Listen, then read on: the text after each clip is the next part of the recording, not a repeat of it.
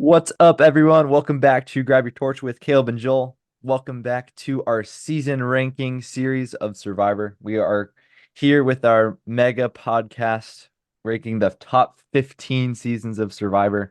So please join us by hitting the like button and subscribing and commenting which of these seasons is your favorite. Or if there's one that we've already talked about that somehow is your favorite, love to hear that too. And so, without further ado, we can get inside it. What do you think about these 15 seasons that we have coming up? I am beyond hype for these 15. I mean, clearly to us, the best 15 seasons of Survivor were way past a lot of the ickiness, the boring, terrible gameplay. Obviously, there's bits and pieces, but this is where you see some of the best winners, some of the best moments. We get to really dig deep and some to the best bits of Survivor and why Survivor is our favorite show. So I'm absolutely stoked for this. Me too. And we have very little differences in our top 10, but our 15 to 10 is a little different from each other. We have a couple that are outside our top 15 and inside our top 15, but our top 10 is pretty consistent. So I think we'll kind of have some hype trains going on for those top 10. And I'm excited to just get into it. So without further ado, we'll stop wasting your time and let's talk about our 15th ranked season, which is Survivor Go Wrong, Brain versus Brawn versus Beauty. Yep. I actually really did Go Wrong. I think this season is heavily underrated. I actually had this at number 20 and you had it at 14. hmm So we had a little bit different here, but this is on Netflix currently. I don't know how much longer it will be because it's been on there for a while. Yeah, it might be switching soon. I'm not sure. Yes, but you should definitely check it out while it's on there. It's a great season. One of the first seasons I actually saw, like when I went through and watched them all, because I kind of went backwards a little bit at the beginning. So I hmm watched Game Changers, then Millennials versus Gen X, and then Go Wrong. So this is one of the first seasons I watched. And what I did, so I really enjoyed it like all the way through. There's a lot of great moments, great characters. This cast is really underrated. We've gotten Yes. a lot of them come back on Game Changers. Um, but besides that, there's still quite a few that we haven't really seen. Michelle obviously got to come back for Winners at War, which I'm all team Michelle over here. Um, Yeah, I I like Michelle a lot as a winner, and she's definitely super underrated. She's like a well edited Erica, in my opinion. Like that's a good way of putting it. she Yeah. she she was edited a lot more and had a lot more moments where, man, it shows your actual social game and how she could have actually pulled off the win. And hmm so watching her story was really cool. One of the scariest moments of Survivor is when, Caleb collapses in the challenge and almost, dies, Yeah, which not is great. which is an insane moment. And you kind of get to see a little like behind the scenes, like what's going on with this. And like that was like, wow, this is real. Surreal. This is crazy. This is insane going back all the way to Australia with Scoopin falling into the fire. We have this moment now that almost tops it, in my opinion, like as scary, medical evacuations go on Survivor. But overall, there's obviously some dumb twists here and there with like the removal of the juror, which Yeah. is terrible twist. And I think there's like four medical evacuations in this season, which is probably contributing factor to why we haven't left Fiji since we started going to Yeah. Fiji. Just because Cambodia was absolutely brutal. The heat there was crazy. Um, yeah, I'm thinking like so we had Neil, Joe, Caleb, Caleb. and Do we have someone else? I feel like there was, but I can't think of them. But that's still already three that we just mentioned, and Sorry, lot. that seems like a lot. And so that kind of taints the season a little bit, but the strategy here is great. We have some good actual villains, um, with Scott Jason and Pollard, hmm and then we also have some funny moments in the beginning of the season with like Darnell losing the Yeah. mask underwater and voted out first somehow, and then Blondie somehow making it all the way to like fourth on their tribe before getting voted out finally. But yeah, I like the season a lot. What are your thoughts? I definitely like this season a lot. Obviously, it's like 14th for me, which shows how much I like it. It's super underrated. You get to see. the super idol be used in a very unique way where you need, I believe, two idols to make it. And seeing Ty not use it was very surreal for me to watch. I think Ty in general was one of the most unique characters to be on the show. And I just like the twist in general, Brains versus Brawn versus Beauty. Obviously going back to Kageyan, but it also played out really well here, where instead of like Brawn kind of like overpowering everyone, they're actually one of the weaker tribes where they lose a lot of challenges. We obviously get Scott and Jason, two great villains. Personally, I've been wanting a Jason return for such a long time. He was such a likable villain to me. Like it's crazy he's like a hitman. Like they just talked about how he like would take people, but it was so surreal to see like him like do it for his like family and all that. Like he was definitely like a well-rounded character. And I think we haven't talked about it, but like Aubrey, it was Aubrey. She played a great game. Obviously going from like crying on the first day to where she became, like it was super cool to see. And obviously like it's very highly like contested. Is it Aubrey or Michelle? But I'm not either. I'm team Ty, baby. That's right. Give Ty the win. I'm just kidding. Me and my sister really like Ty, and I think looking at their games, you can see why Michelle wins. I think most people watching thought Aubrey was going to win, but I think Michelle, this is like a weird thing. I think she's a better player than her game showed. Because truth of the matter is she got pretty lucky with the Joe medevac, where she's probably gone if Joe doesn't get medevaced eventually. But she wins, and that's all that matters. Her social game was super good. She showed off why she's such a good player and a very scrappy player and a different player. And I think it was a very unique final three. I think Sydney is one of my favorite players from this season. She's super underrated. I wish she would return. Um, there's just so much good of the season, even though a lot of it is remembered for the Caleb nearly dying and the Michelle like controversial win. But there's so much good. And I think a lot of the aspects of this season should be brought back. Like I truly think like the theme of brains versus bronze versus beauty should be brought back at least one more time just to see how it work. I mean, we already have three tribe format right now, so wouldn't mind it. And there's a lot of returning options, like not even Scott and Jason, but Sydney. Like Sydney to me is like, if she wants to come back, you make a whole season around her. Like she's that likable, she's that good, and I just adore this season so much. Yeah, I couldn't agree more. And one thing to add, I think the final three is one of the most competitive that we've gotten in a long time. And that's kind of in recent seasons of Survivor in the new era, at least. Like it's more of a final two. There's always, the zero vote final. It's like there's no chance for them to win at all, like that we've seen in each of these seasons. So once we get to the final three, it's just it's only between two people. But it felt like in this one, it's almost like Ty also had a very reasonable chance to win Mhm. too. Um, and I thought it was pretty competitive final three. Other than that, I enjoy the season. Enjoy Michelle as a winner. There's just a lot of fantastic moments. So that's kind of wraps up Co-Wrong for me. You want to take Yeah, the same next one? here. Yeah. Wait, what was the next one? Sorry. You're good. Next one is Survivor 43.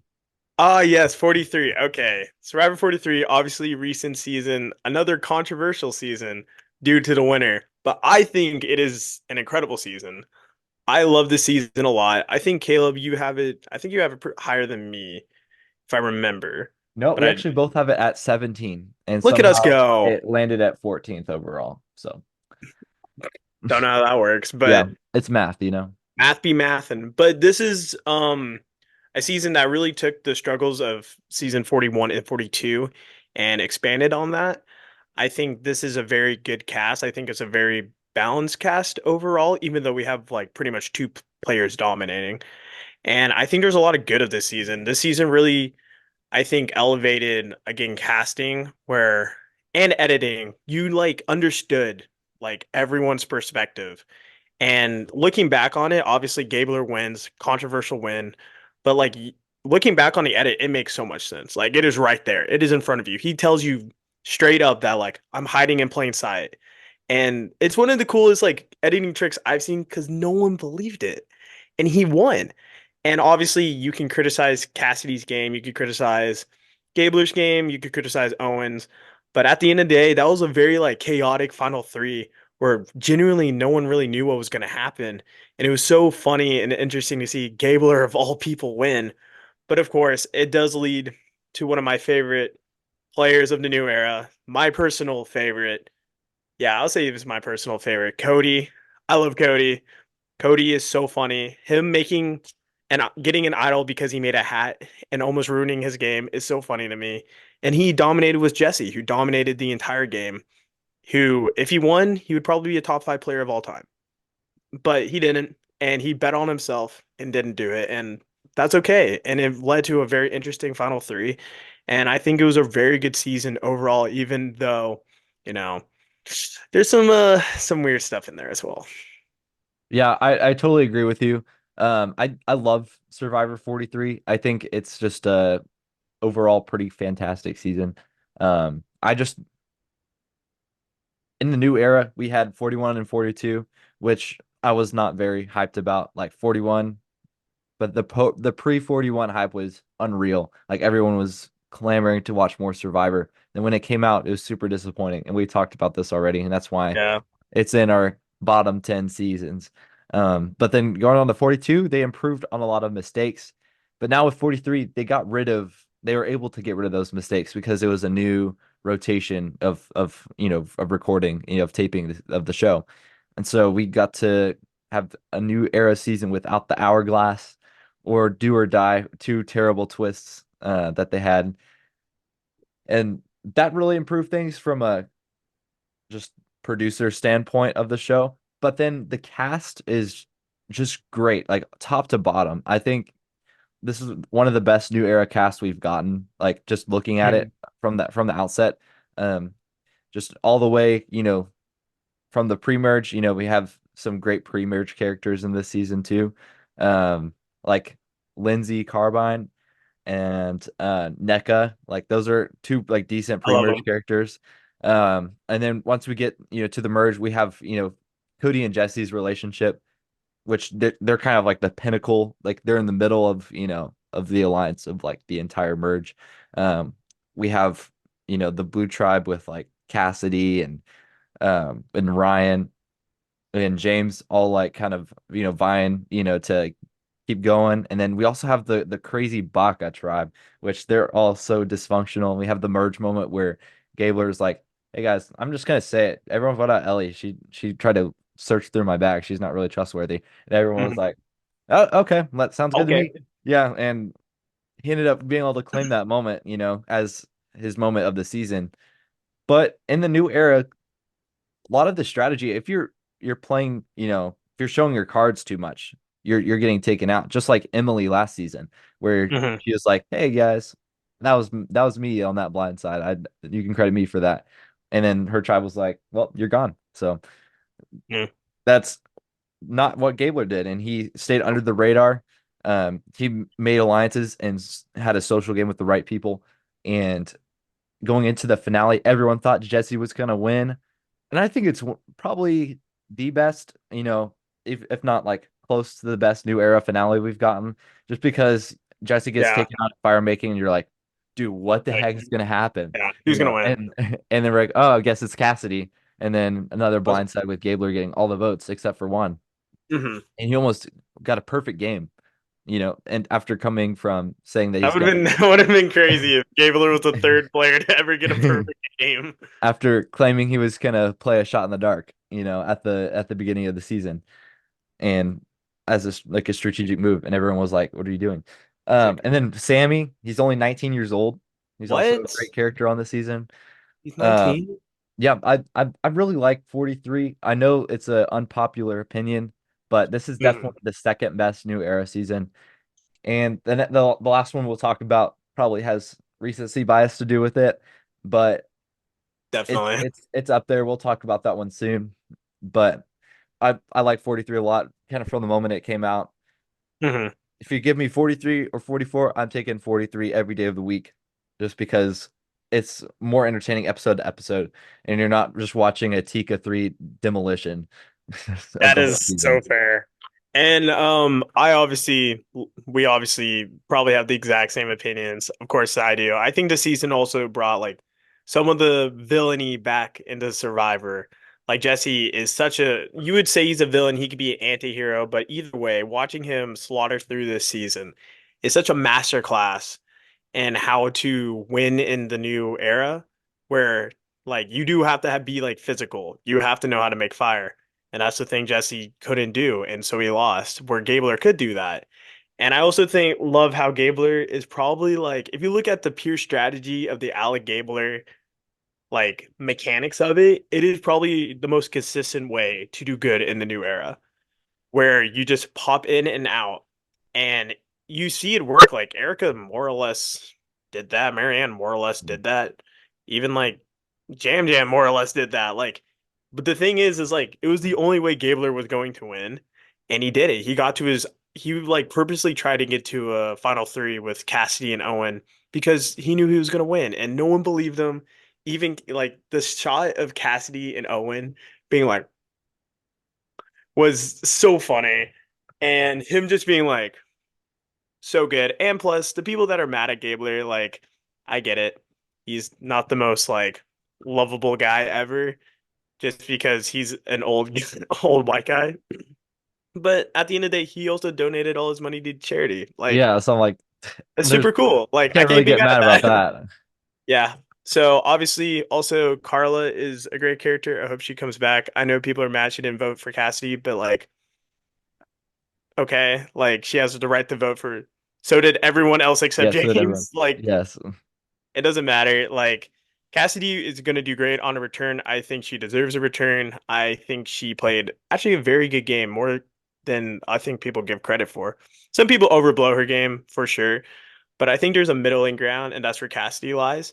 And Owen is also super lovable. The first Charlie Brown. Well, I say second. I think Spencer is the first Charlie Brown, but we'll get to him later. So yeah, that's all I got to say about it. Yes. I love Owen too. Yeah, all the players you mentioned are great.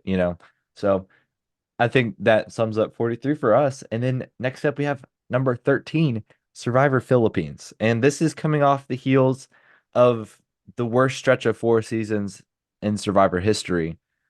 Maybe the new era could beat that, but I still think it's the I don't worst. know. I disagree a little bit with the new era being the worst. Because there's some good ones in there, but Yeah. we obviously like South Pacific, but besides that, they're four pretty bad seasons overall. And then next up we had Survivor Philippines, and this surprised a lot of people. This was during the bring back players, craze, where the producers brought back someone like almost every season, like in the 20s. Hmm. And in this one, they brought back, medically evacuated players, and I think that was just a fantastic concept. We had the three Oh tribe yeah. format. Is this the first time they had three tribes? Or besides All Um, Stars? I guess maybe so Yeah, because they've had like four tribes, but I don't know about yeah, they three. did. Yeah, I don't think they have done three before, like after All Stars, and It's so kind of weird to think about. absolutely. Um, but it actually turned out to be just a fantastic season, with a lot of just interesting strategy. We got Denise and Malcolm, which this is they kind of make this season because they're Oh both yeah. just fantastic, top to bottom throughout the entire season. The Matt Singh tribe gets demolished, within the first 4 episodes, and that's just really fun to watch them like kind of crumble all the way down. And then they split the tribes, and they just Malcolm goes to one, and then Denise goes to the other. And it's a story about, Denise going to every single tribal council in the season, which is Unbelievable. crazy. Like that's never still hasn't happened before. After she did that. I'm pretty sure if I remember correctly. Yeah. If I can think about And then it. going on the win, yes, And then especially. going on to win. Yeah. Yep. And so yeah, Denise is such played a crazy, insane game. She did really well. And she kind of proved it in Winners at War. She went pretty far and showed why she was a great player. Hmm. And obviously Malcolm got propelled to do a lot of things as well, with this. And then Russell Swan, great pre-merge character. It was sad that just due to the circumstances of his tribe, he had to get voted out. And then Pinner is also fantastic on this season. I think this might be like my favorite iteration of Pinner on a season. Yeah. Because like this is like he's the most well-rounded and kind of knows what he's doing the most. He doesn't get cut short due to the medical reasons, but he actually gets to play his full game. And then we don't need to talk about Scoopin. We can move on Nope. from that. And I think there are some, duds on the cast here and there, but overall, the story, the underdog story, just following that through, Mhm. I think it's great. And so that's kind of why I have it up pretty high. Oh yeah, me too. I think this season is just overall just so good. Why? I mean, personally, for me, watching Denise, this like usually this archetype of like the mother figure, like she's kind of a mother, but more like the therapist, like this like more athletic older woman, where I don't think she was like that old or anything, but like still like just in that archetype, going on to do as well as she did. It was incredible. It was super cool to see. You get to see with what was it, Zane Knight? Like, love that guy. Amazing first boot. Um, he completely fumbled and just set the tone for how bad that tribe was going to be. But you have one of the most iconic duos in Survivor history with Malcolm and Denise. People always are trying to become Malcolm and Denise. And I think people talk about Denise's story, but like parallel to Malcolm's, like him, he's like the truly fallen angel where like I think about it, and I'm like, he just felt that short because he didn't take the deal to go to fire. And I just always remember watching Malcolm handshake on the final immunity, falling, resetting, and breaking it again, and his reaction, knowing that he just like lost. It's super cool. Obviously, we have not talked about one of the best Survivor characters, Abby Maria. I love Abby Maria, absolute firecracker. Love her. We need more Abby Maria. She was great on second chances, but like here, you get to see like people like are actively going out of their way to like like try to move around Abby Maria. She's like such a force of nature that I remember Malcolm saying like I'm thinking about not making the best strategical choice just to get out Abby Maria. Like that perfectly like summarizes her, where she like exposes she has an idol for no reason. Like people are just constantly trying to get her out. And I just love her. And she's just like she's so like weirdly lovable to me for like people like I'm sure if I like was on an island with her 24/7, I'd probably be so annoyed. But it's the fact that I'm not and I'm at home and I get to watch this perfect character play the game. And I think there's just so much to love about the season. You also have RC, love her. We love was it Lisa? Um Yeah, Lisa Whelchel. yeah, Lisa Welcher, her conversation with Penner. One of the best Penner moments in my opinion. And also Final Tribal, Penner's speech. Absolutely love that. Absolutely roast all three of them for some reason. And I just think it's a very good season overall. It's a very good feel good story. I would definitely suggest rewatching it. You get a lot more out of it. Obviously, I think the medevac returnee is such a good idea. People have been clamoring for it since then. Just to get like Pat back. We already saw Bruce come back, but we can also see Matthew come back from 484. And I think there's like a lot of opportunity for that. So I really hope it happens. Yeah, I think you summed it all up perfectly. I think Denise is a perfect winner on the season. I also think Jeff Kent is crazy, like that he was on the season, and I also like him on there as well. And his like post game confessional where he's like, I win, make millions of dollars playing baseball, but I just want to win this freaking $1 million on this island. I think that's and oh before Obama takes Obama it. takes it all. Yeah, it's just a funny moment. But I just had to mention that before we moved on. And then next up we have number 12. We're getting there. We have Survivor Millennials versus Gen X. Now this season has just always kind of been around 10 or so. There's been a couple seasons since that have pushed it, further back, but it consistently stays around 10 for me.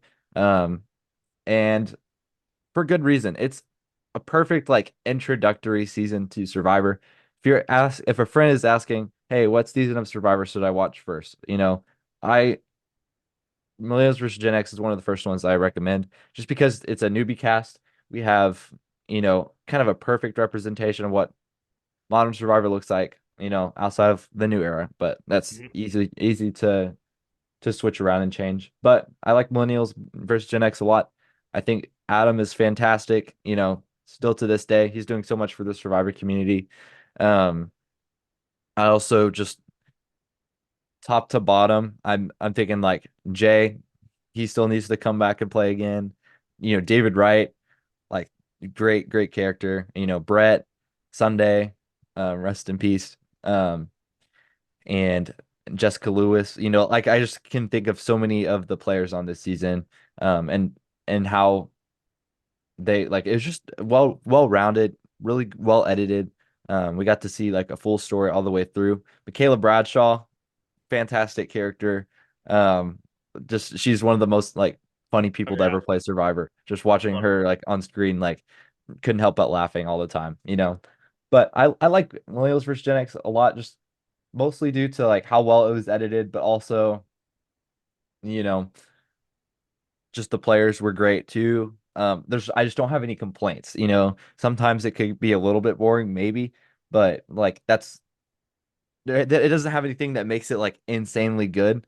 But there's Hmm. also it's just a perfect like good, It's such a easily solid consumable season. season. Yeah. Yeah. It was I remember watching it live, and it was such a great season to watch live, just because you didn't really know obviously what was happening, but you get to see a lot of big players come up. Like watching David, like the first time, I remember my mom being like, "Man, this guy, like, why is he out there? Like, this guy's weak. He can't do it. He can't chop it." To him becoming like essentially a mob boss at the end, crazy story.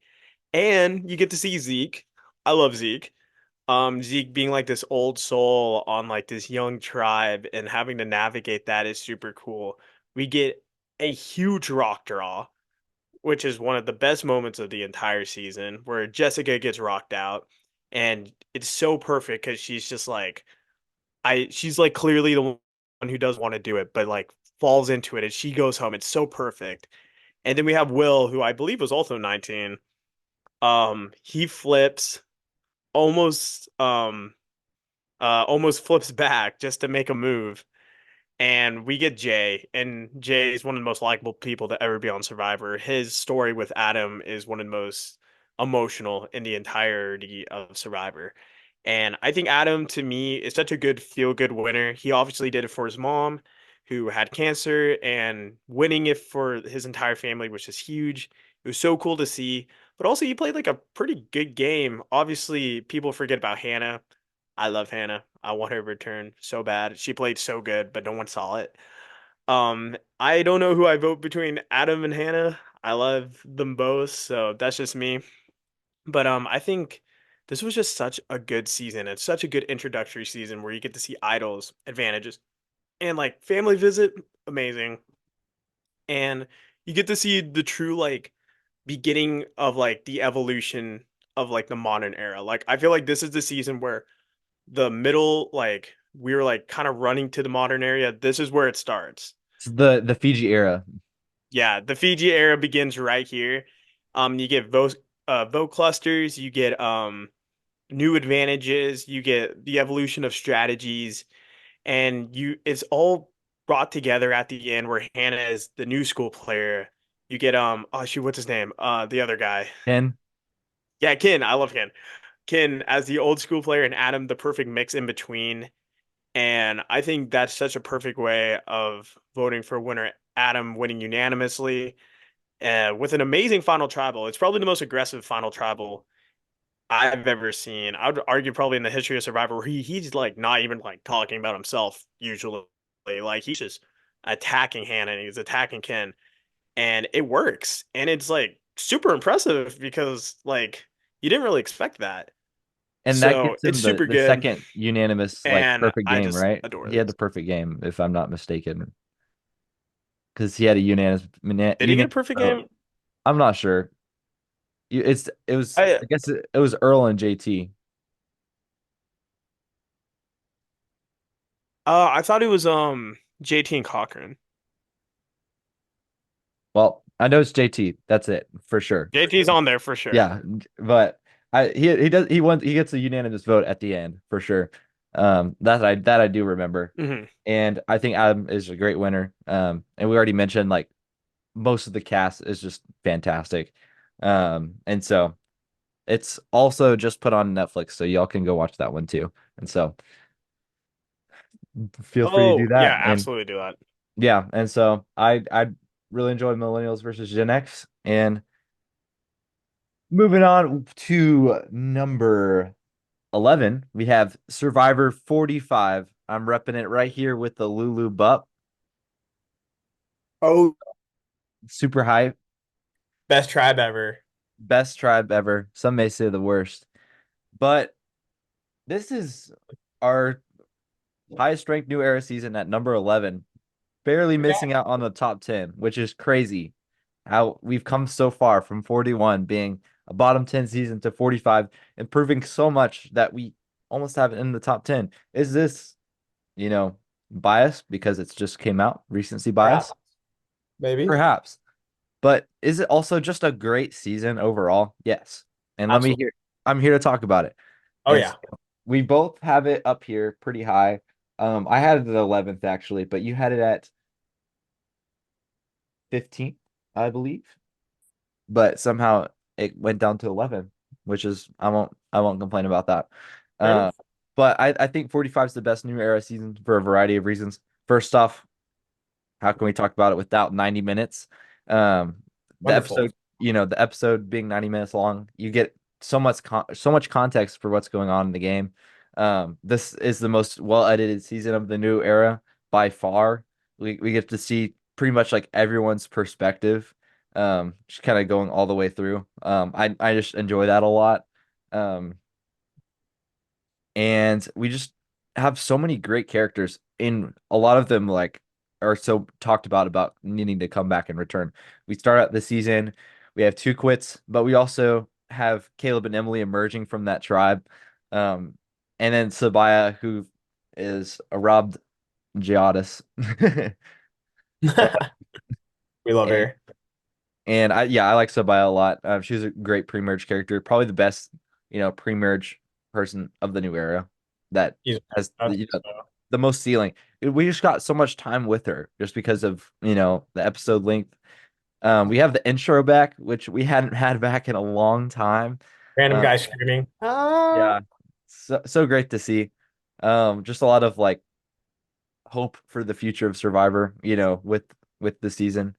Um, and then going into, we have our first tribe swap of the new era, spicing things up a little bit.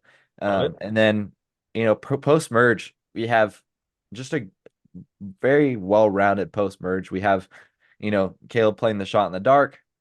I guess post, mergatory, I guess you could say. It's the Um, merge. it's the Okay, it's the merge. merge. They're Uh, merged. They're all together. They're all together, they're merged. We have Caleb playing the successful shot in the dark, but then getting voted out the very next one because it's the day after, which, 26 days is still bad. We will not reiterate that on this one, but we might start talking about it in a few weeks when Survivor 46 comes out. Um, And it never comes back. Yes, and then we have um obviously we can't talk about 45 without the Reba 4. They're like top to bottom, they're all incredible players and just characters on the show. I enjoyed following them the whole season. Yes, they did take advantage of, steamrolling the other people. Um, but I think it was well edited enough to know like to think like they could probably lose their power. Like it was looking a little, suspicious at some points. And then when they finally did collapse, it was just all the more satisfying just kind of see like who would come on top. I think the finale is one of the best we've gotten in a new era.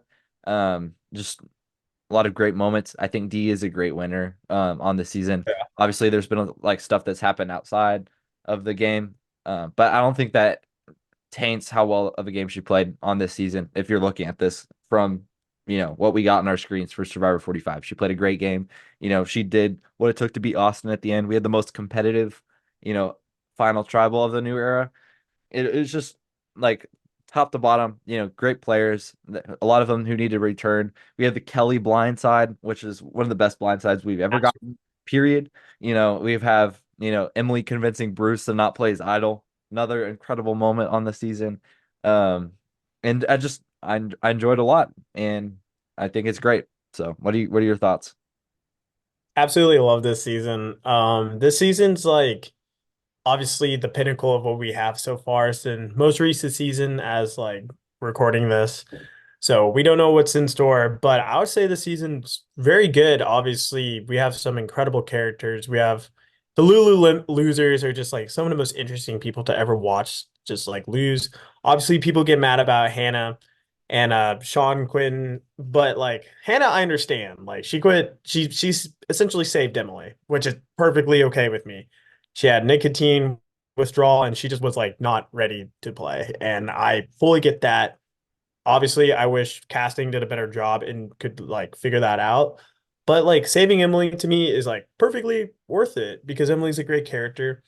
And even like that, like Sean quitting saved Sifu for another round and basically like almost screwed over the women, which is like so crazy. Like he's not gonna see his husband anytime soon. Like, why are you doing that? But those are probably the two low points of the season, but we do get Sassy Jeff back, which is masterful. Love Beautiful, upset Jeff. beautiful. We need more of it. But yeah, you get to have someone we didn't talk about much, Drew. Such a like unique, like he's just like upset the entire time. He's just grumpy, but he plays a great game. Like he orchestrated the Kelly blindside, which is the most optimal move for him. He survived that swap without his safety without power, without a shot in the dark, which I mean, he was just a sitting duck. I don't know what Kelly was thinking not going after him. But even Kelly's a great character.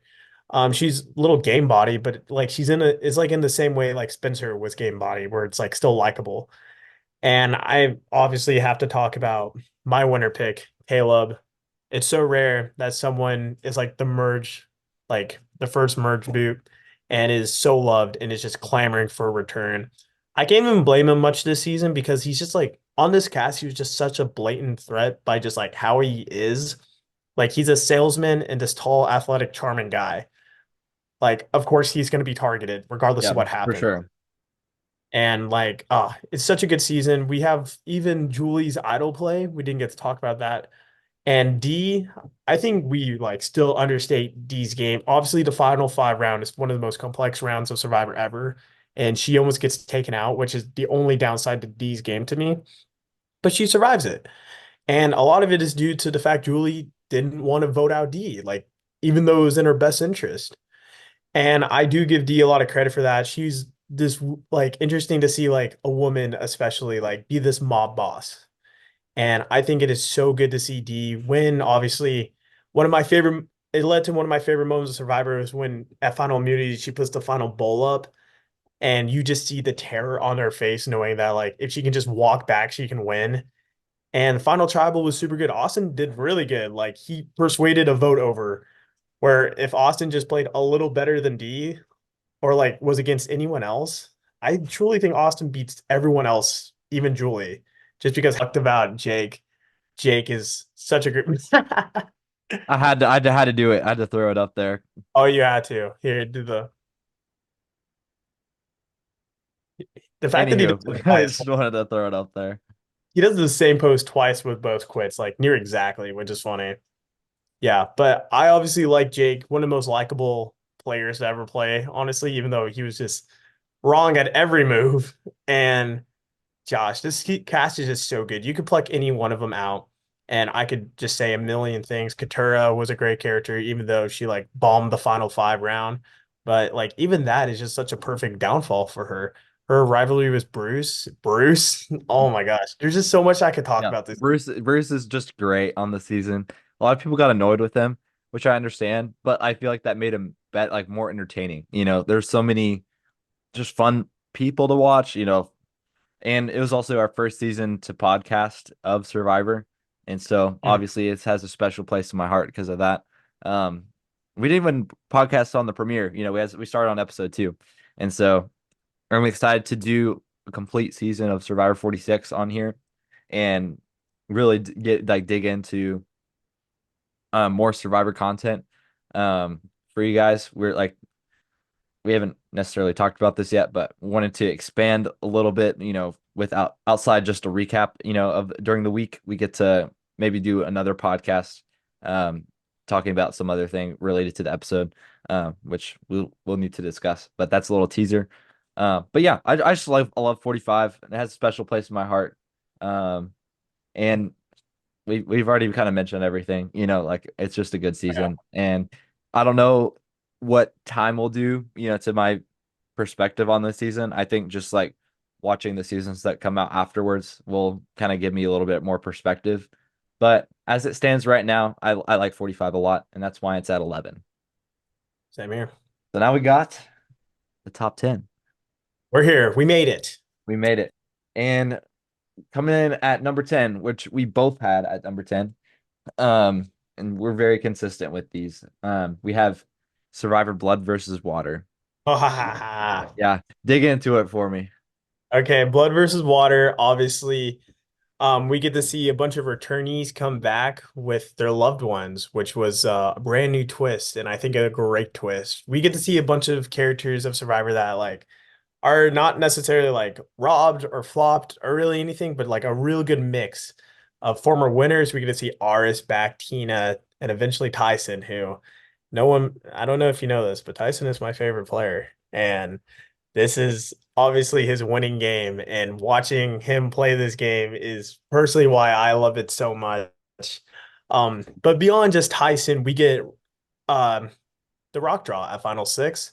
We get to see Brad Culpepper, who just gets dunked on the entire season. We do have the Redemption Island twist, I believe, and it does play a factor into the season. Obviously, I'm on record saying I do not like Redemption Island. I think it's game breaking, and obviously we get Rupert and some I forgot who. Maybe was it Candace getting like voted out first? I forgot, but I think yeah, Rupert and Candace, and yeah, then John got voted out shortly after. yeah. Then it So was. yeah, they Guess didn't that's they didn't know what sad. to do with them. But I think it's definitely the best like iteration of Redemption Island because we got to see like the family dynamics after, seeing their loved one get voted out and having to watch them, compete to stay in the game. And I think, we have, the FU Brad Culpepper moment, with like Marissa and Candace. Um, which They're voting I out the think is mom. absolutely iconic. We have Colton quitting, which is also another iconic moment.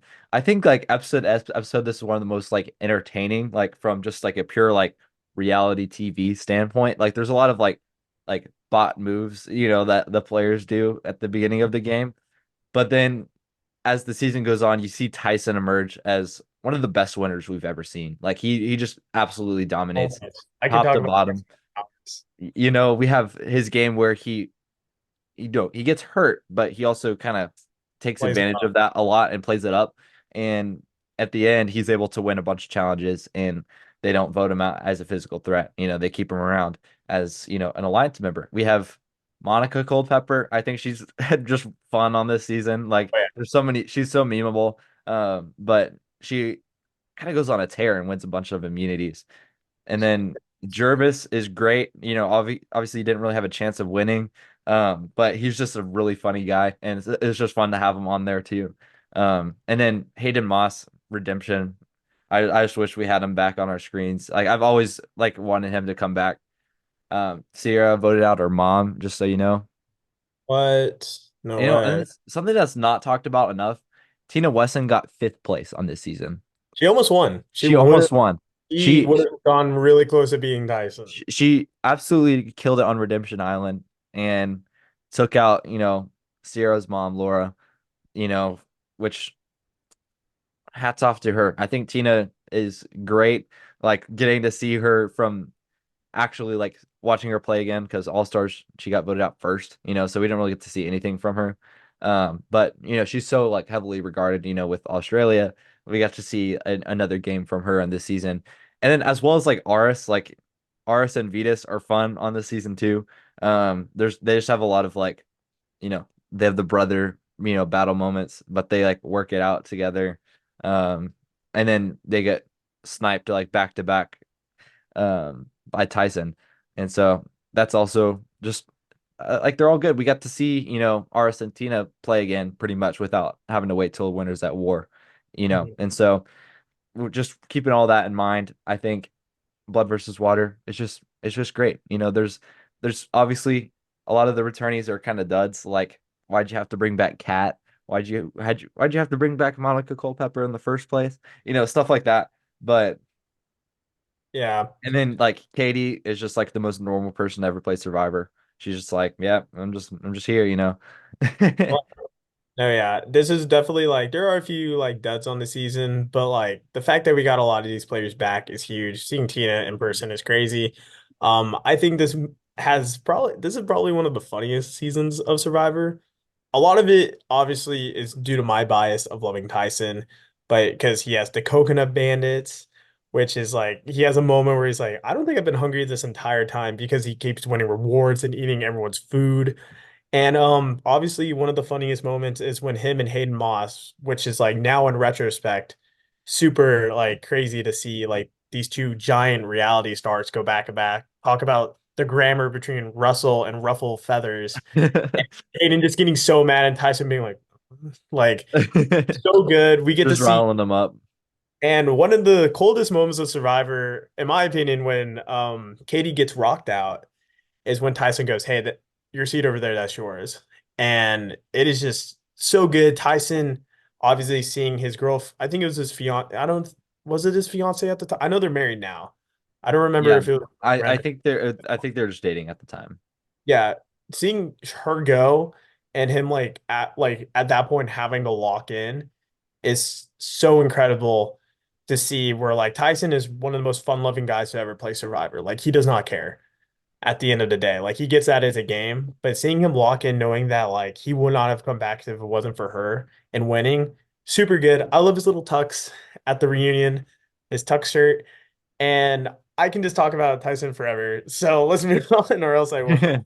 Yeah, yeah, Blood Rush Water is just great overall.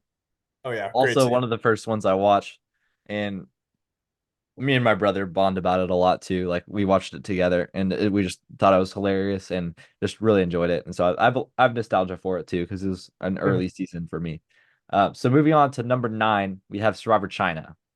So for this one, I this is one of the last ones I watched, and I'm glad I kind of pushed it back to the end of my like watch through, just because it's a great season, surrounded by kind of like not so great, here and there, like with Fiji.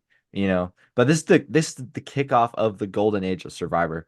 Like we have a stretch from 15 to 20 of like the best stretch of Survivor we'll ever get, probably ever. You know, and that was pretty redundant, but it was worth saying.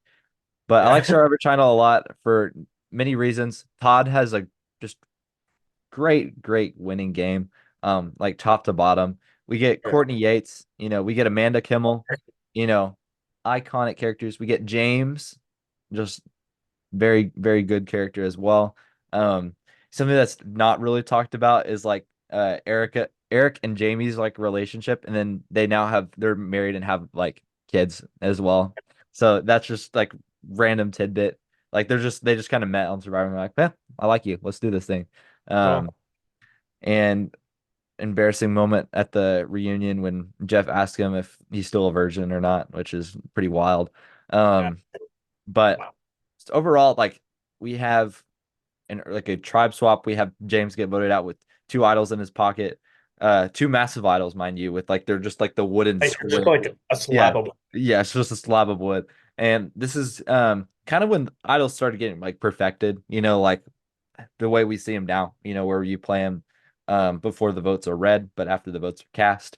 And so it's a very normal like rendition of the idol as we see it today. And we didn't really get to see that in play because James just held them the whole time and then got voted out with them. Um, but I think the atmosphere, like being in China, it's a really cool location. It's a shame that there was another year before we got HD because I feel like that would have added a lot. They have a lot of like Chinese culture within the season, which is cool to see. Um, a lot of cool challenges as well. We have a crazy like swap screw moment with Aaron. yeah. But yeah, I like China a lot. What are your thoughts? Oh yeah, this is a great season of Survivor. This season is just like top to bottom, like amazing. We get what is it? Chicken? Is that his name? First boot, crazy guy. Damn. Yeah. Um, where like he's not even like that bad of a like I guess a player, I would say. He just like stopped talking, like he just didn't do anything. I love that. Obviously we have, some of the most iconic characters in the history of Survivor. Courtney, also one of my favorite players. Her just being like not even wanting to be there, but like nearly winning. Like she gets votes at the end. Amanda, obviously this is her run of going back to back final second place. Did she get second? I don't remember. I think Courtney did. I think Courtney got second, yeah, Yeah. but Either she way, made it to the end she never twice. got voted out until Heroes vs. Villains, which is unbelievable. It's something, shout out Michelle. But all that stuff is just so good. You get to have a great location. Todd comes up with one of the most innovative plans in the history of Survivor, telling James about the idol, telling him to throw the challenge, but it doesn't, and it almost leads to him getting idled out at 7, where or was it 8 or it might have been 8 or 7. I don't remember where James got idled out, but it could have been really bad for Todd. And it's so cool to see Todd play this like dominant game, but from the background. And he obviously is known for the best final tribal speech in the history of Survivor. Like it was a close vote. Like coming into it, Amanda had the win, and Todd just talked his way perfected. Oh my gosh, I can't speak, but he just did it so well. And obviously, Amanda did not have a great one, but he like shut up John Robert. He just was just so good overall. He's a game that I don't think it's ever been replicated, and I don't think could be replicated. I can't speak right now, but yeah, it's such a good season. It's such a fun watch. Obviously, I think it's one of the best final threes in the history of Survivor, where all three of them are legends of the game. Where you could just point to any one of them and been so satisfied with win. So overall, this is just a great season. Yeah, I totally couldn't agree more. Um, and that's kind of why we had it in a very similar spot. I had it at number 9, you had it at number 8. Um, and it ends up being at 9. But the next one we have number 8, Survivor Tocantins. And this is the last like old school season of Survivor. This is, this season before the game breaks wide open with Russell Hantz and Samoa. And I think Tocantins is just I just love Tocantins so much. There's so many good, moments about it. We have, you know, the Red Tribe get demolished. We have Sandy who doesn't know what a pace is and gets voted out, pretty quickly, which is her ultimate downfall. We have JT and Steven, you know, bromance going all the way to the end. We have the talks of an Exile alliance, which would have been incredible if that actually got pulled off. With like who's all part of that? Brendan, Taj, And then uh, Todd, Steven, yeah, and who else? There's one. and Sierra, Garrett. yeah, like Sierra, like having strep throat when she started the season and just like being miserable for a long time. Like and then we have the birthplace of Tyson and Coach, like two of the most iconic players of all time. Love him. And I would say JT's up there as I like in levels of being iconic. And I just think the cast is great, top to bottom. Um, the pacing with the 16 players, it still works in this era. Like even season 18, it still worked with this format. They didn't have a tribe swap or anything. It was just like classic Survivor season. But because the cast was so good, and then the environment was great too, like the location Like being in a in desert. Brazilian Highlands, like you don't get that very often on Survivor. And so I really enjoyed, pretty much everything there was about this season. And then there's, the Dragon Slayer moment, with Coach. One of my favorite episodes of Survivor ever is like the Coach episode, when he Also gets one of voted mine. out and he's on Exile Island and Just we have like all the hawk noises, going by and he's just hanging out there and being miserable. And he comes back and he's like, I'm the Dragon Warrior, you uh, know. I'm more than a I'm already a man. So we're gonna. It's such a great season. Obviously, we have the first perfect game ever in JT, where you get no votes the entire season and win unanimously. Unbelievable game by JT. And obviously, it's not like he was just going against anyone, like playing against Stefan. Steven, unbelievable player as well. Like he played super well. He was obviously the brains to the brawn of JT, and if JT didn't win the final few immunities, like I could definitely see him going out. But everyone compares themselves to JT and Steven when it comes to duos. These two are in the lock sync, and it As is just recently as Austin and Drew last season. yeah, like people still talk about them, and it's so great. This season has just so many good characters. This is one of the best casts in the history of Survivor, where Coach is widely regarded as the best character. This is the most coach you're ever going to coach in the history of coaches, okay? Like there is a whole episode dedicated to how crazy this guy is, and it's perfect. It is so good where he goes to Exile Island and comes back and he's like, I'm so miserable, but I made it. I'm the Dragon Slayer, all this stuff. And he just is like so goofy. You have Tyson, which is the most like raw Tyson ever, just like saying whatever the heck he wants. He's just naked half the time. Like he's just being goofy, but he's also a challenge beast. He also didn't know anything about Survivor before going on, pretty much. And so he was just like doing what he thought was best. And obviously, like this season has one of the best locations in my mind where it's so distinct to every other one.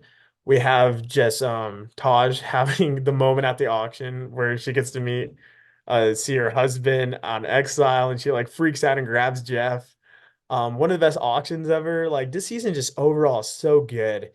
And it's a masterclass on how to win Survivor, where JT is, in my opinion, the best social player to ever play. Yet At least in everyone on the season saying, "Oh, I want JT to win," while he yeah, was like still people there. giving up their game to him. If you want to say what you want about his second and third return, like obviously they're not great.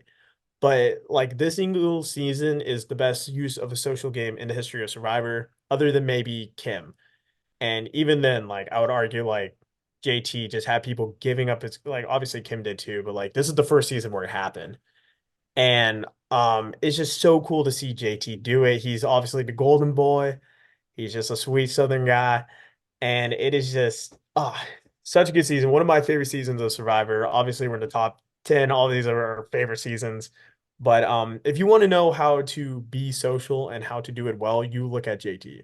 Absolutely. And I wouldn't go as far and say like he was terrible in his last. I think Game Changers a little bit more than Heroes versus Villains. I think we've we'll talk about that eventually, but I think JT's reputation is still not completely thrown in the trash based on his like recent 2 seasons that he played.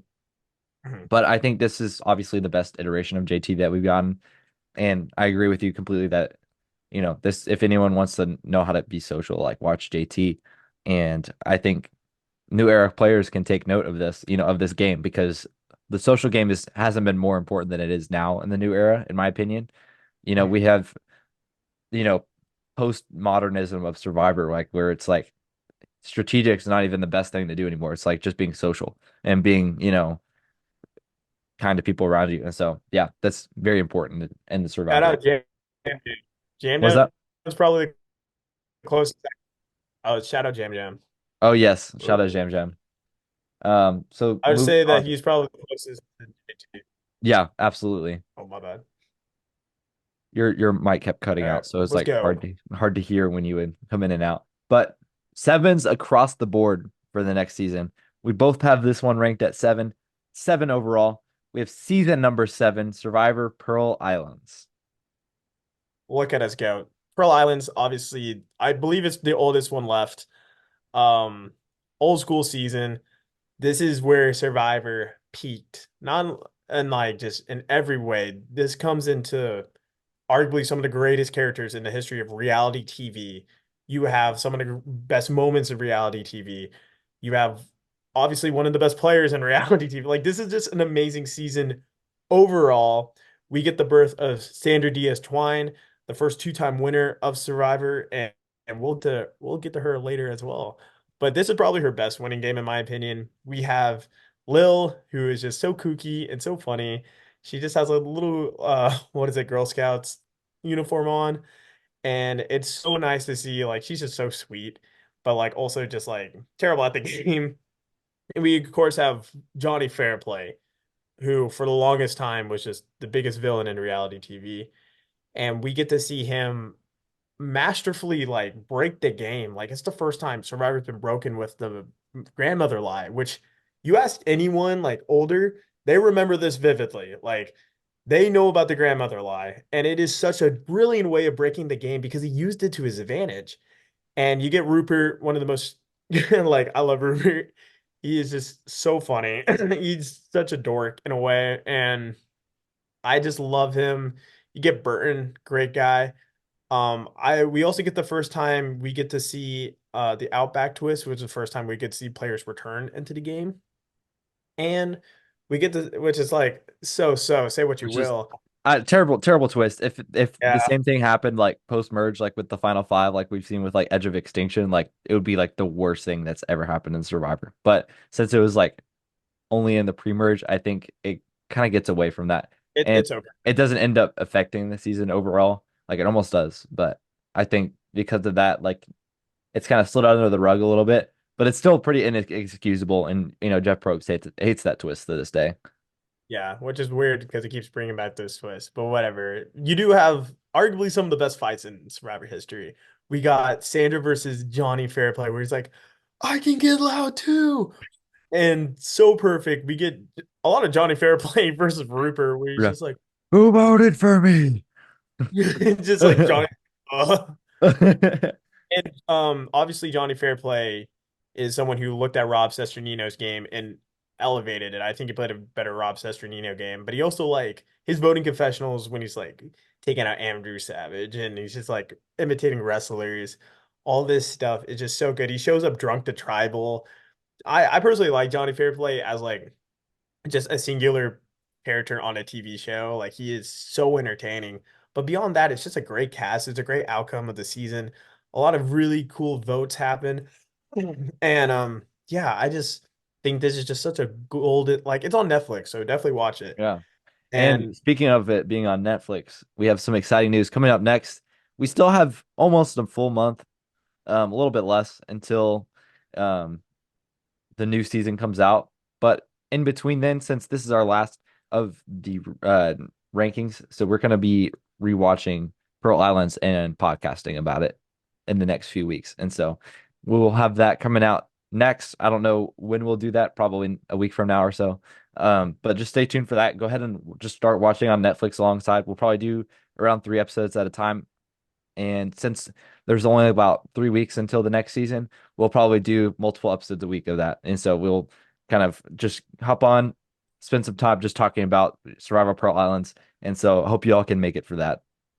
oh yeah, it'll be fun. Survivor for All Islands is such a good ride. The theme of pirates is just perfect. I think the like introduction is one of the most perfect introductions to any Survivor season ever, where everyone's just running around. Sandra is speaking Spanish. Rupert is stealing everyone's shoes and trading them, and it's just so perfect. It is so fun. I wish Survivor did more stuff like that, where it's just like get to interact with the culture, interact with the theme, and I just I cannot say enough good stuff about Pearl Islands. First Survivor quit with Austin, Shout out shout out Austin. I mean, Pelican. he didn't have any like in the Evil Pelican, like there's nothing he could have done. He didn't have any clothes. Like he was Yeah, it was miserable. Yeah, he's pretty miserable. So it's understandable, but Jeff was not angry there than he was on that one. Or he might have been angrier in Nicaragua with the double quit. Yeah, it was Um, but yeah, he was so mad at Austin in that episode. yeah, but you can't really blame him. Like, No, poor guy. yeah, absolutely. But yeah, I love Pearl Islands a lot too. I think one of my favorite moments is when like Rupert hops on the beach and is like, I hate these jeans, and then she just takes forget her name, like her dress, and just like they all cut it up and then she makes a skirt and he just wears the skirt the rest of the season. Like I just feel like that perfectly encapsulate, Rupert as a character. He goes out and like starts fishing. Like I just love it all like top to bottom. It's a great season. Oh yeah, we'll talk about Sandra more, but obviously this is probably Sandra's best move of the season at the final five when she does convince the girls to flip and take out Burton, which does lead to her win. And I think like this is the beginning of like the anyone but me strategy, but like Sandra's more than that. She obviously has like a lot of strategic ability. She doesn't always can like execute perfectly on that, but it's there. I think her social game's pretty good. She's blunt. And I think her her main thing is she knows her jury. And she knows what the jury wants. She was one vote away from a perfect game. Like, obviously she loses that vote, but it's like she still wins in like a 8-1 vote. Like it's not like anything like detrimental. She won, and it was so cool to see her win. I'm glad she didn't return on All Stars actually, but it we'll talk about her more later. But I mean, talk about some of the greatest Survivor players of Yeah, all Queen time. of Survivor, still to this day. Queen stays queen. Queen stays queen. So coming in at number 6, we have Survivor Micronesia, and that is once again the oldest season we have left. Um, the Survivor Micronesia is just the twist absolutely broken. Fans versus favorites. They did twice. Same result both times. The favorites have such an advantage over the fans, and the fans were not really fans. It happened both times. There's a couple here that were like actually like super fans of Survivor. But like Eric, for example. But the favorites tribe really is what makes the season so good because they're all just kind of like 10 out of 10. Like they hit home with like the people that chose to come back on the season. I think, it could have been better if they just did another All Stars, but Hmm. I'm still really happy with Micronesia. And there's a reason that it's ranked 6. I had it at 6, you had it at 5, it ended up being at 6.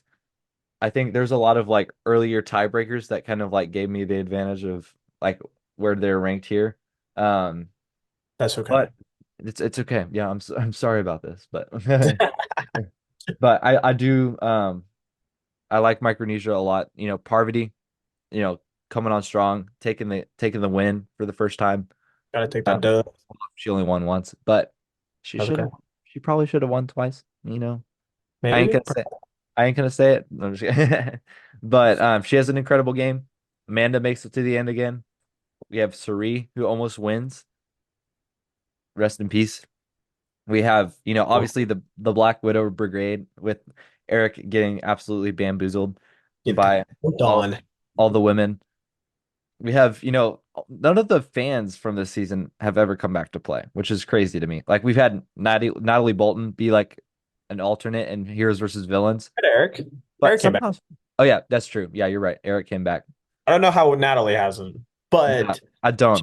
she's still around the Survivor community. Like she just posted with Parvati like the other day, Yeah, which crazy. But this season, obviously the fans were like not necessarily fans, but the favorites absolutely hit. And the fans that did like make it to the end are some of the most iconic players to ever play. Obviously, Eric, made the dumbest move in the history of Survivor. I can see his reasoning for actually doing it. Obviously, it's still dumb, but like there is reasoning behind it. He wasn't just doing it. And it really did show like the mastery of the Black Widow Brigade where obviously Parvati makes possibly I would argue probably the best alliance in the history of Survivor. Like it is so masterfully done by her. And obviously Suri is like that, like the strategic head of it. Like she's the one who thought up that like maybe Eric would give up. She takes out Ozzy. She's just barreling through the season. And obviously, if James doesn't get medevac, it's a final three, and she probably does win that. Which, you could take away from Parvati's game. But even then, it's not like a guarantee that like Suri wins. Like there's a shot Parvati does. But either way, I mean, this is just such a surreal season to watch these favorites play the way they do. We obviously get Ozzy at like peak, like almost peak Ozzy. Like this is like the way Ozzy usually will get like voted out as like the biggest threat, and he just sniped out of the game. It's such a masterful move. I'm pretty sure it's Jeff's favorite move of all time as well. And so good to see. We get to see obviously Johnny Fairplay. He has like a broken jaw, so he just leaves. There's a lot of Penner's good in this. James is wonderful. Um, this is just such a fun season. Eliza with it's an effing stick. yeah, it's so good. Oh my Perfect. gosh. Jason Siska being like the most clueless person to ever play Just Survivor. what? And What? like a stick with a smiley face, and Ozzy's just like, sorry guys. Yeah. Like it is such a good season. It's just evolution, obviously evolution of strategy, all this stuff. but not even that. It's just like Black Winterberg game make you move after move after move in just a master step where I would argue each play is just their optimal play every single time. And seeing Parvati win is just so fun. Like coming into that, you're like, okay, like if you're watching it and like after watching Kick Island, you're like kind of like, oh, why is Parvati here?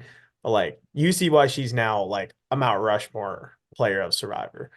And it is just so cool to see. And it does affect heroes versus villains a lot, which obviously is coming up. But she's one of the best to ever do it. Amanda, also, she has an idol play, kisses Ozzy. Who knows what she does? But we don't know. We don't know. We don't know. We don't know. We don't. We don't know. But we also get to see Parvati's full like where she's like flirting with everyone and like people are like all in on it, like men, women, all of it. It's so cool to see. And this is just such a good like season. If you wanted like big moves where you're like this is like probably one of the best seasons to watch. Absolutely. Top to bottom, just fantastic season. Some funny moments in the pre-merge with like Chet and Joel, like that one challenge where Joel's just like Yeah, it's that. dragging That's him one of the around, like he's funniest just moments of hitting it. everything on I the court. love. He's It's like, just it's oh, what does he say? He's like, he's like, oh, it's like I'm hurrying. He goes, I don't care. He goes, I I know. don't care. You're fine. He's like, I know, and it's so funny. Yeah. Meanwhile, Ozzy just winning every single challenge for the favorites, pretty much. I mean, at the beginning they lost a couple, got like they lost, Fair Yeah, Play and Yaman, but other than that, like all of the players like on the favorites tribe are just like knock out of the park, yeah. needed to It's bring them back, So yeah, it really set the expectation of like what a favorite should be. And like obviously they fail later on. But like even now people are like, dude, if you we made another fans versus favorites, that favorites tab would be so cool. And it's because we all think about fans versus favorites one and how good it was. And like obviously if you're a fan and a fans versus favorites and you just like apply it or something, like you're done. Like you're not winning, unfortunately. But you could like maybe make it the fourth. Like that would be cool. Like just get there, you know. yeah, just yeah, you had a good time, but it's not You know, happening for you. you get to talk to a few people and get to be on Fiji and like you're not winning, so like just Right. take that out. So Hey, get justice for Sherry. She made it to the final three on shout Karamoa. out Sherry. Rob got he should have won. Someone's Yeah, got to but take context I from it. like Micronesia a lot. Masterclass from Parvati. So that's about all I have to say about that season. All these seasons pretty much like starting with 10, like they're all just like It's like the best eh, of the best. starting with Pearl Islands like to one, like they're all pretty interchangeable. Obviously we have a pretty definite ranking of them, but Mm, I think they're all just peak Survivor. Like you just couldn't go wrong watching it, which leads us yeah. into number 5, Survivor Winners at War. And this one's Ooh. a little spicy. People have it outside of their top 10. It's a pretty I general don't know. take. Don't know why. It's, Don't know. incredible top to bottom. Like it's just the pinnacle of 20 years of Survivor.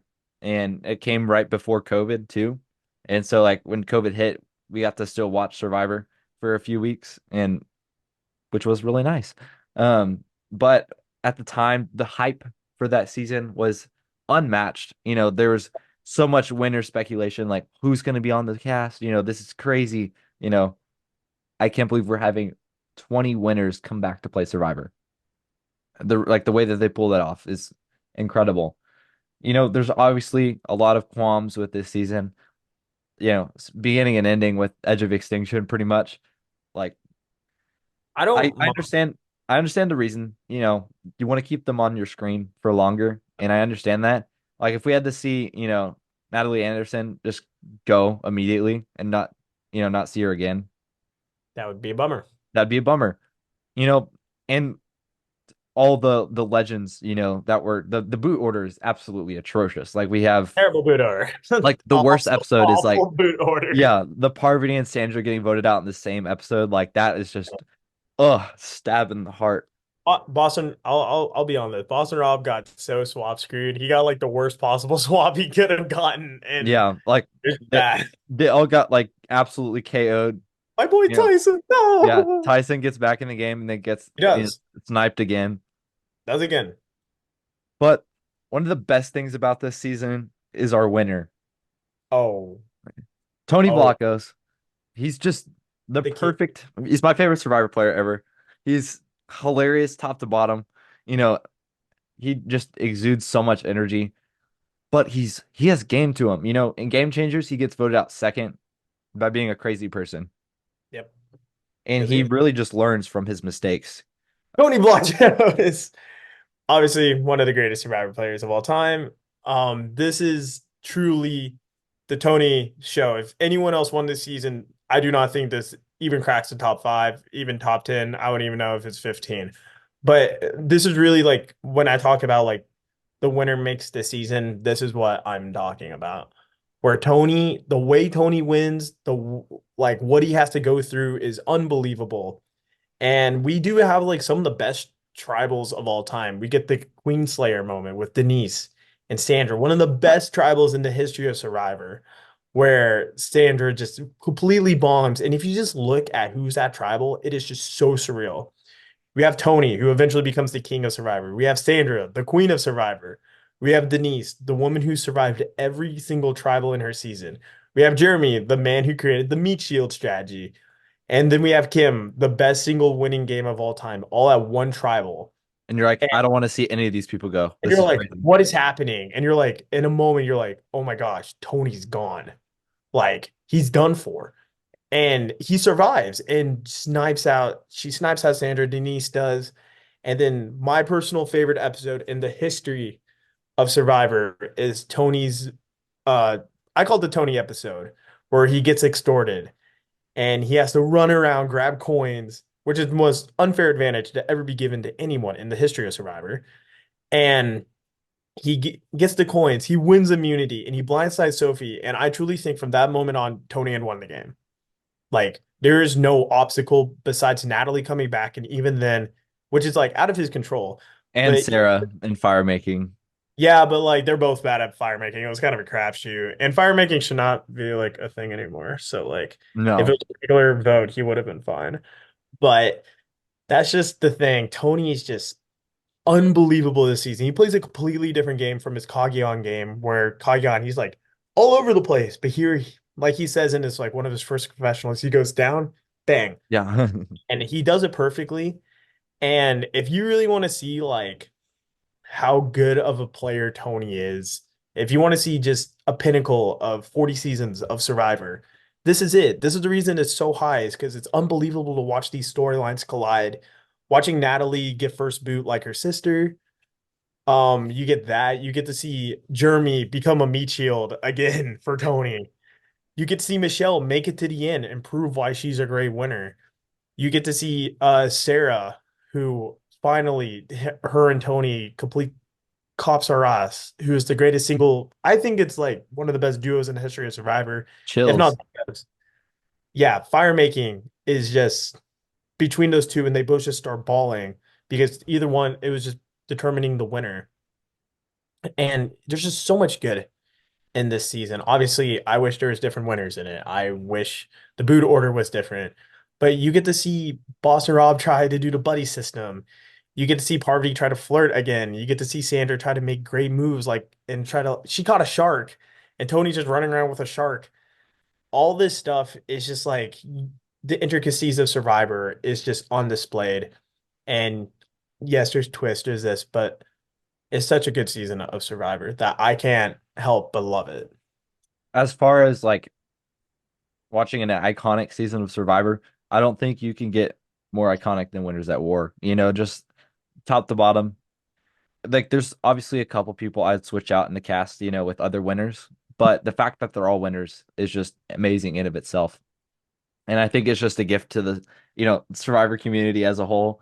And just having this season existing in the first place is just great. Petition for a 90-minute re-edit of the season.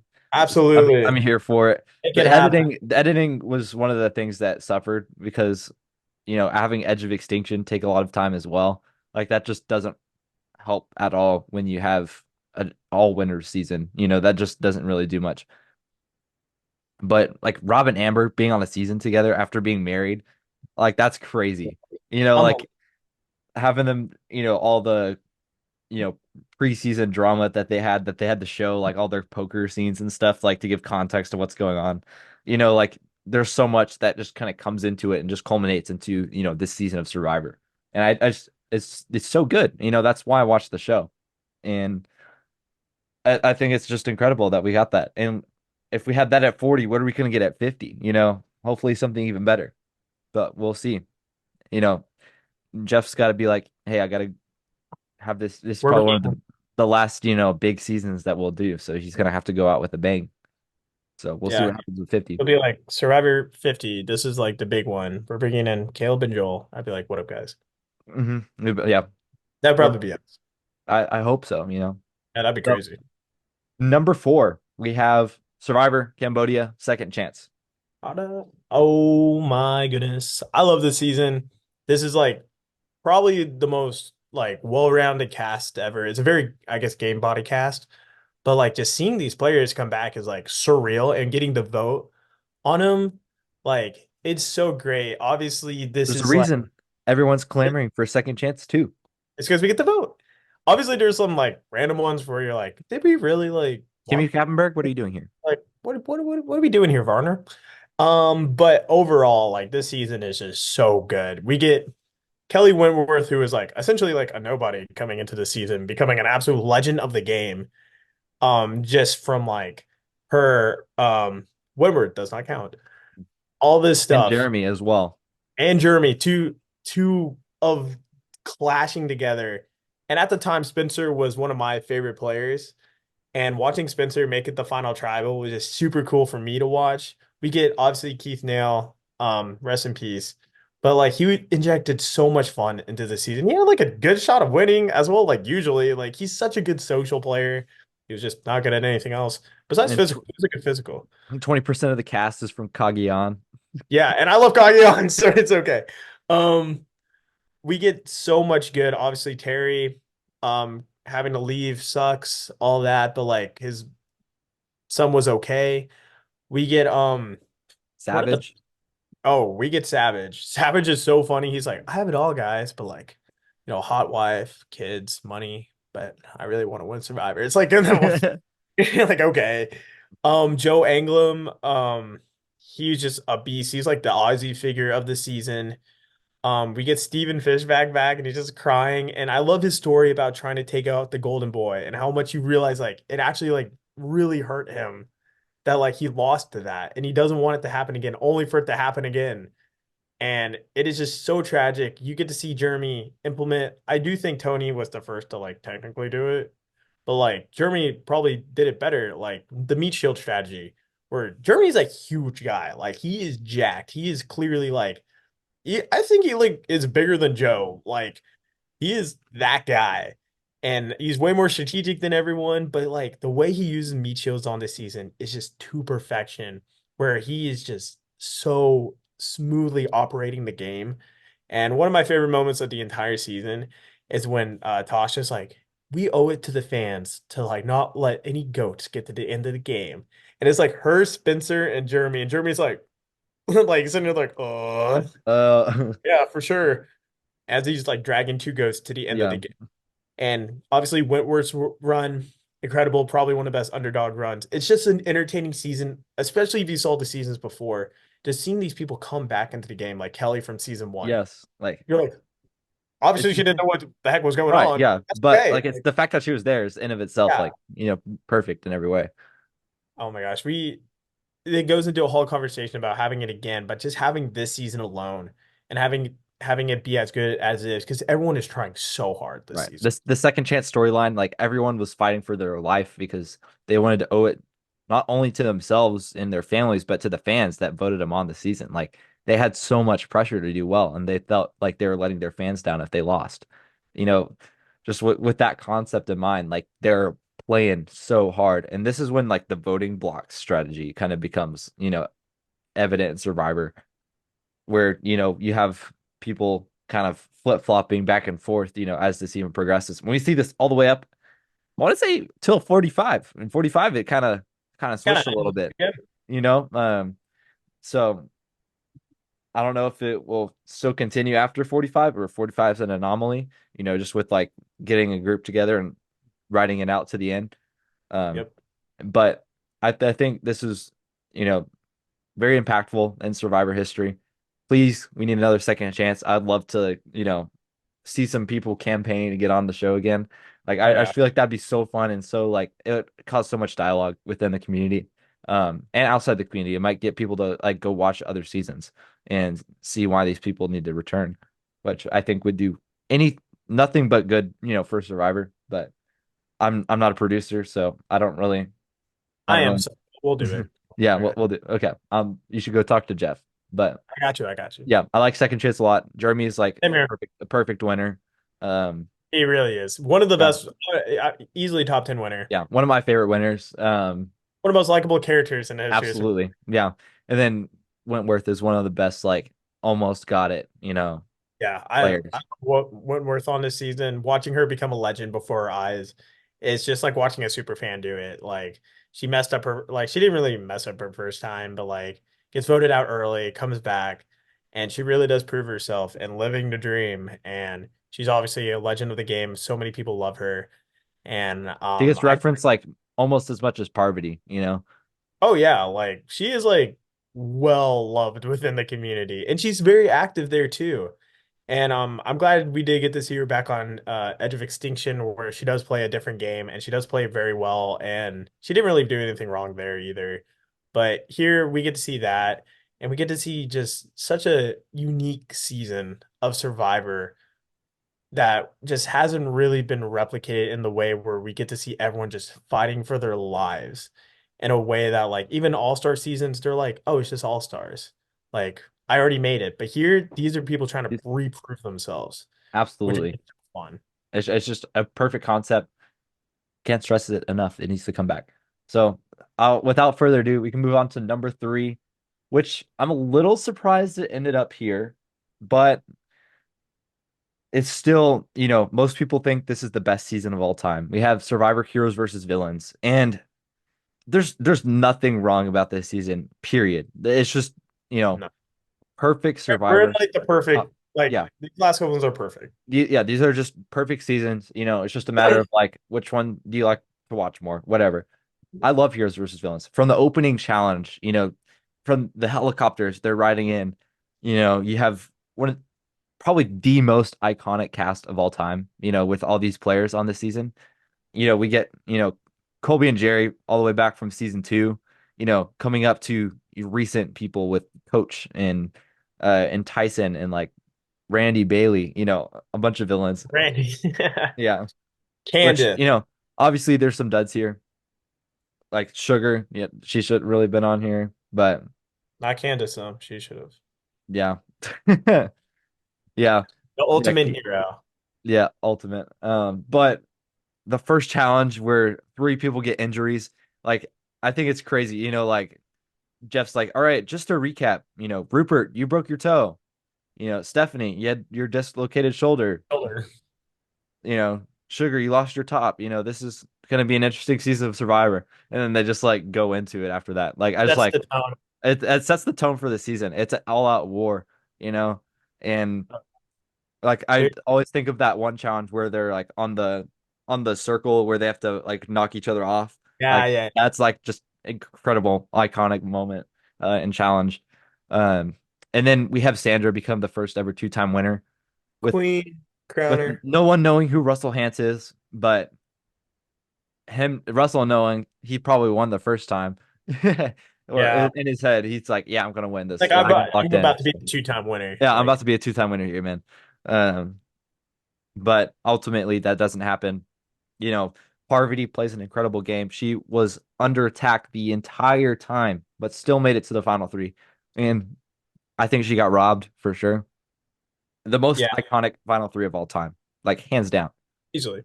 You have JT giving Russell an idol without knowing who he is. And it's just Like, like, if you watch Samoa, you're just like, hands in oh, your you're face, like, like, oh what just no. happened? Oh. But I will say, so we can finally get in defense of JT. I think this has been stated a lot, but if JT actually was correct there, he probably goes on to win. Like straight up. like if the heroes win out in that battle, JT's like in such a good spot to win, be the first two-time winner. But he doesn't, and obviously it's a silly little move and it's dumb.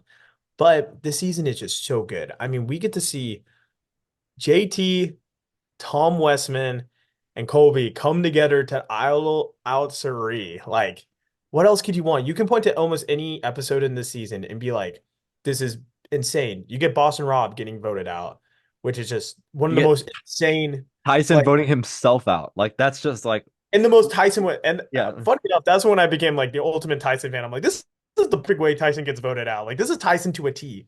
We get coach just being coach with all these legends, and everyone's just so annoyed by him. And you have the one of my favorite moments of Tyson being like, "Hey man, like they all are super annoyed by you. You like need to tone it down." And like coach is just like weeping and he's just so upset. And it's just like this season you can point to any vote and it's amazing. Obviously Russell runs this season more or less. And but it's just his downfall is so perfect. We get to see Sandra practically fail at every single opportunity, but gets to the end, has a great speech, and knows her jury. And like I love the moment where she's like voting out Rupert and she's like, I can vote you out and you'll still vote for me to win. And Rupert does. Mhm. And she people complain about Sandra's win. I agree. Parvati, in all essence, played better than I believe even Russell because Parvati's threat level was unbelievable. Like, say what you will about Tony, but Tony was playing with all winners. And he, like, his threat level was already naturally down because of game changers. Parvati played the best game to ever, like, have that level of threat in play. Like, Coming off to the me, heels of a win in yeah. that Like, in even that like, respect.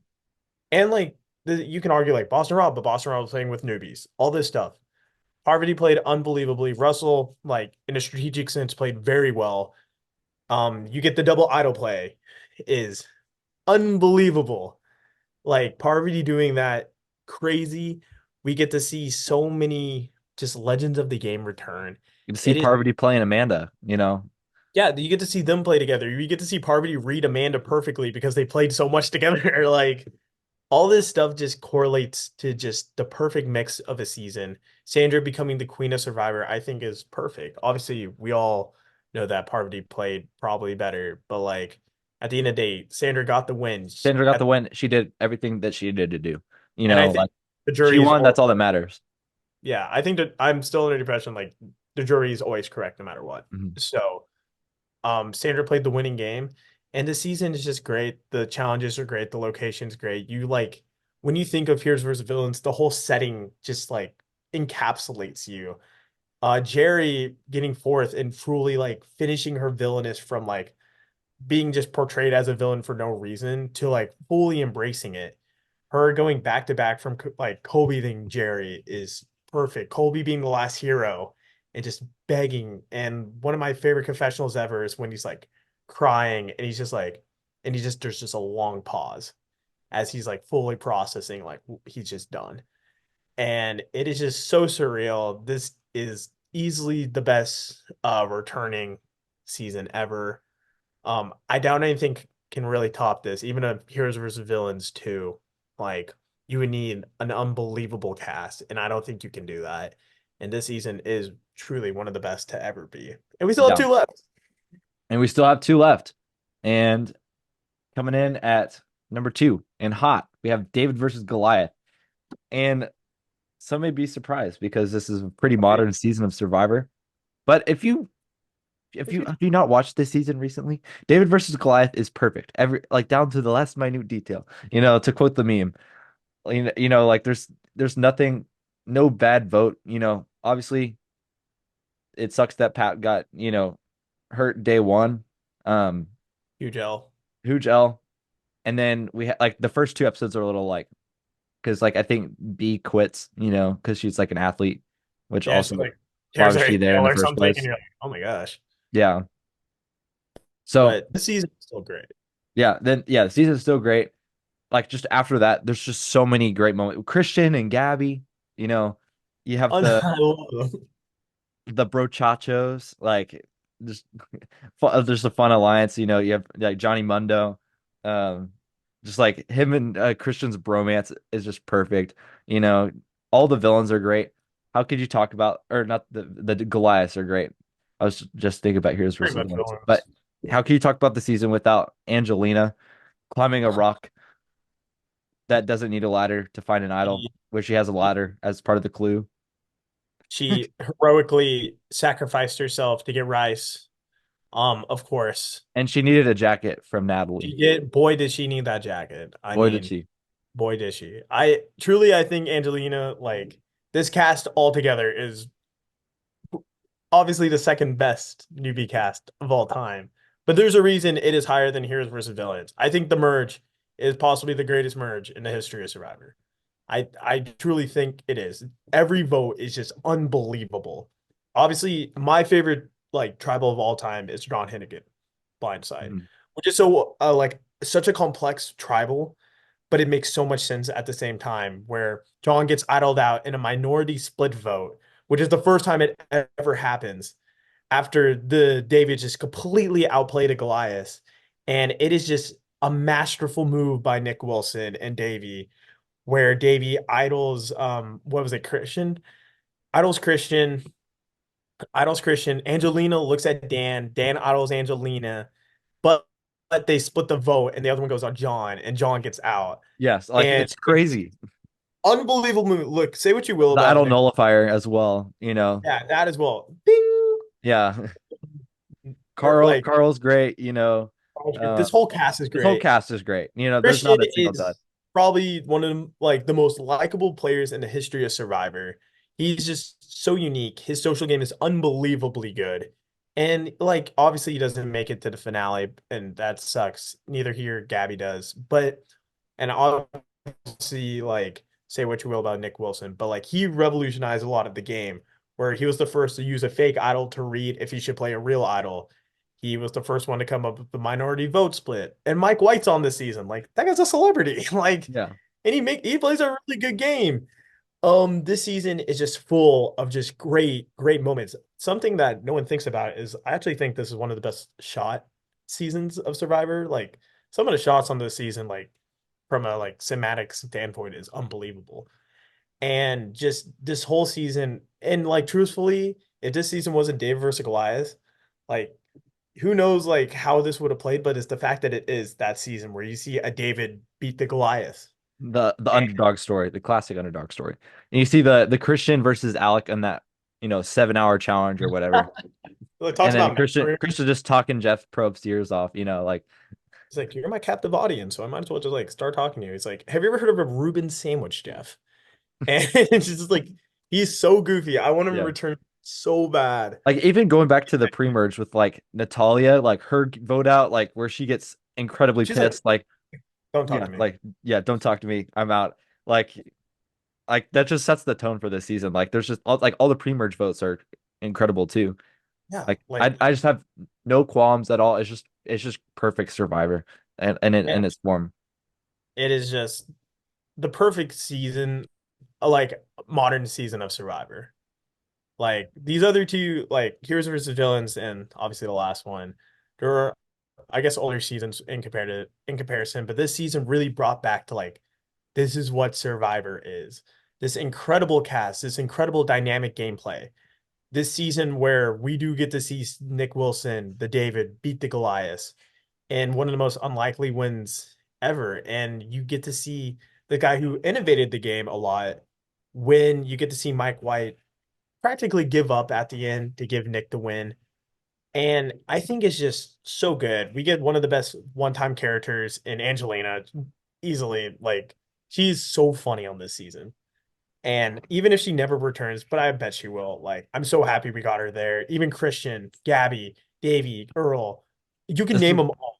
Like Yes, this one of entire the seasons that has been robbed by not having a returning player season outside of Winners at War since. But moving on to our final season, thank you for listening for this long.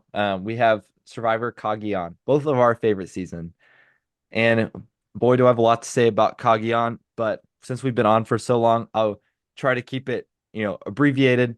Um, just top to bottom, I love it so much. Tony's first win. You know, he's a crazy person. Just on this island, talking llama. You know, I think like the iconic moments are just in every episode. Like episode by episode, it's just perfect. You know, you get Jatia throwing the rice into the fire and then not even make like throwing all of it in, and then she's like, "Oh yeah, I just left some so that they have a little bit left," you know. And then she's like a rocket scientist or something, She's a nuclear or engineer. nuclear engineer, and Spencer's like, "Bro, she just It's like not that's so bad. yeah." Spencer's run is incredible. One of the best underdog runs in the history of Survivor. Going from the Cast, cast chaos crazy good cast villain. making top three, and like you get obviously the LJ blindside, unbelievable. The Sarah boot, probably the best merge episode in the history of Survivor. Woo, There's one of probably the best runners up ever. Like yes, outside of taking Tony to the end, which was a terrible yeah, that boneheaded was, decision, but but even then, I still love him. He's great. Yeah, it is him like doing Sonic the Hedgehog through the forest. it did want to go. Yeah. We get Morgan, who's just so funny to me, who does not want to be there, but like she just sits around and everyone hates her. And probably the most like we already talked about it, the most quoted moment for me in the history of Survivor is me and my friends talk about it all the time. We're like, "Do I got to talk llama to you?" And he's just like, "It's like, how do you even think of that in Yeah, the I moment?" know. Like, it's so funny. It's so And good. obviously, Tony, like even more than Nick, more than I think he's the most innovative player to ever play the game, more than Russell, more than anyone. He's done so much. He did so much. He Like he By like Shaq. No one thought about that. He no. bluffed idols. I don't even think he played an idol correctly for himself. He bluffed the having an idol at Final Four too. Like how do you like that's How did he pull incredible. it off? He did it. And he And he blindsided convinced his Woo to take him to the end. Like one of the Master best wins of Level. all time. It's just, this And season. I he also one of my favorite parts is the fact that every odd number he would flip on the vote on his alliance and come back and flip, flop, flip, flop. He was just, he's a lion and just a bunch of sheep. And it's just so fun to watch this guy win the game. And that's the best I can say about Cagayan. I saw it live, and watching it was just so surreal. Where literally, kind of like David versus Goliath, everyone on this cast could be brought back, and I'd be so down. There's a reason so many people have been brought back.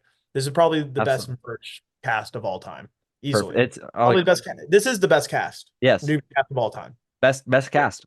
Now, um, I don't really have like anything else to say. It's just perfect. Just go watch it. Go watch it for yourself. Go watch Kagiyan, and you'll see for yourself why it's so good. So sorry to kind of speed through that last one, but just wanted to wrap up today's podcast. Thank you so much for watching. If you made it all the way through, please give it a like and subscribe and comment what your favorite season is, just like we said at the beginning. And also let us know any feedback that you might have, how to improve this podcast. We want to make it better for you. Any suggestions of stuff you'd like to see during the season of Survivor 46. We'll get to, some cast assessments that just dropped today. So Yep. I'll be excited to look through that and see how these players are kind of fare. But without further ado, thank you for watching. We'll see you guys next time. See you guys. Thank you.